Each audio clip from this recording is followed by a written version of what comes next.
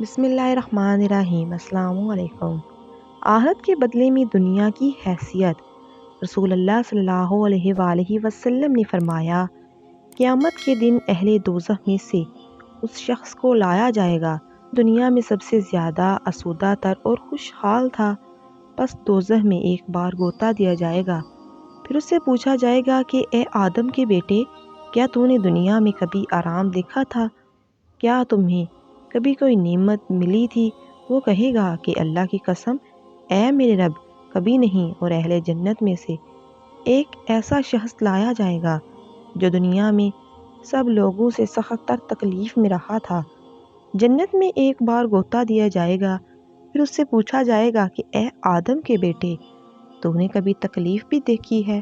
کیا تجھ پر شدت اور رنج بھی گزرا تھا؟ وہ کہے گا اللہ کی قسم، مجھ پر تو کبھی تکلیف نہیں گزری اور میں نے تو کبھی شدت اور سختی نہیں دیکھی۔